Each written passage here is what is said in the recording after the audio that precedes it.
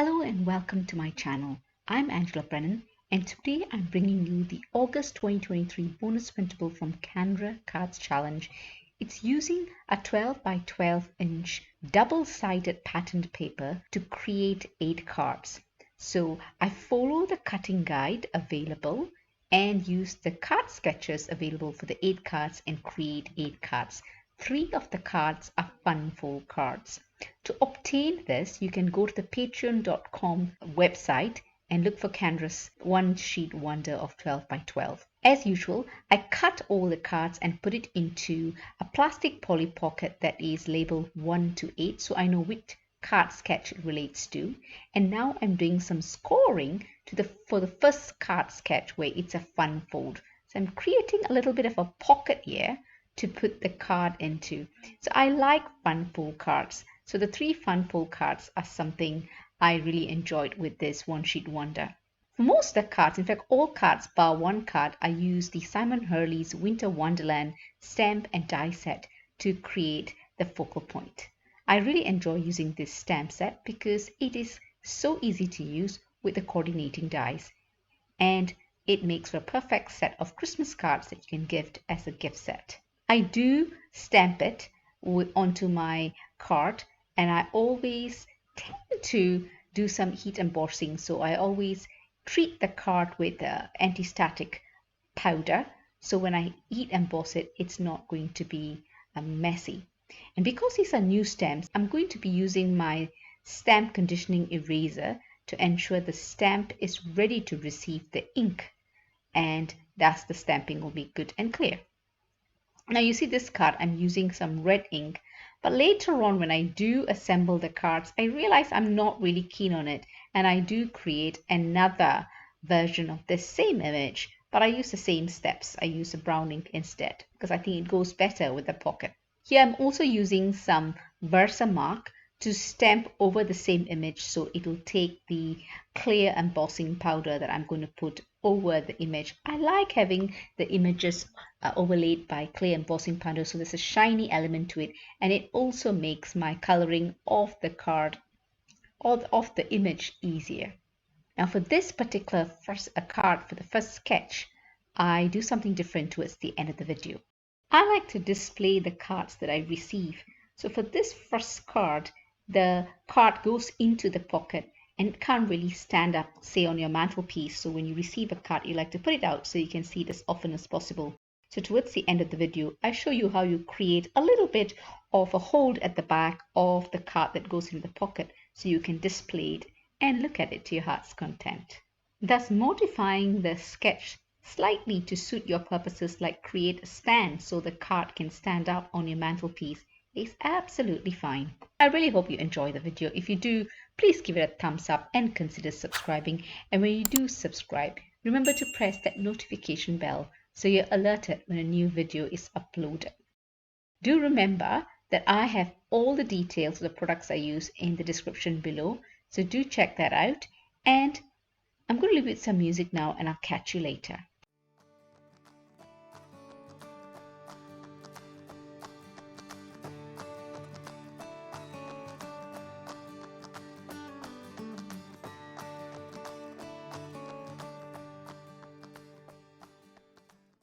I follow each of the sketches and put the elements that I create into the poly pockets that are numbered, so it's easier to assemble the cards as I go along.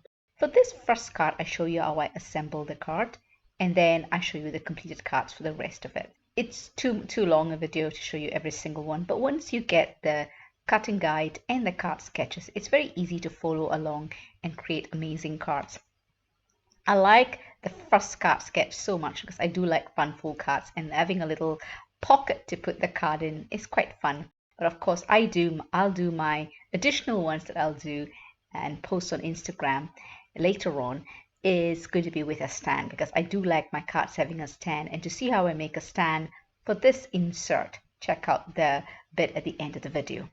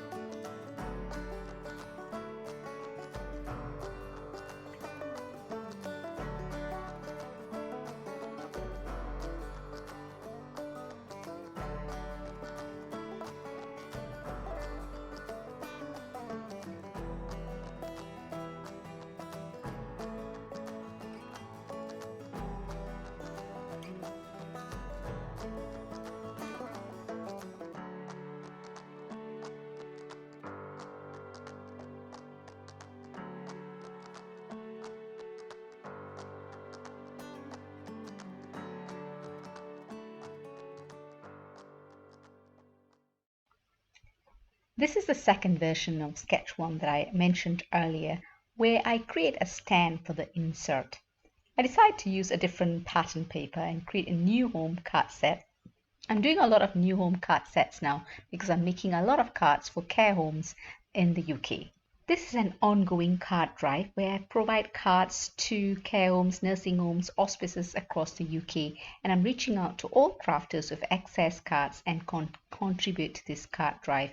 If you're interested, please send me an email at spreadinghandmadecheer@gmail.com and I will send you more information on how you can participate in it. It's a good cause, it's a great cause, and do send me an email if you're interested. So to make this stand for the insert, I do a double layer of the insert to give it a bit of sturdiness so it can hold on and sit on the mantelpiece or wherever you want to display your card. And I think it's good to have your cards out. When I receive a card, and I love receiving cards, I tend to display it for quite some time somewhere so I can see those cards for a little while, and it brings me joy.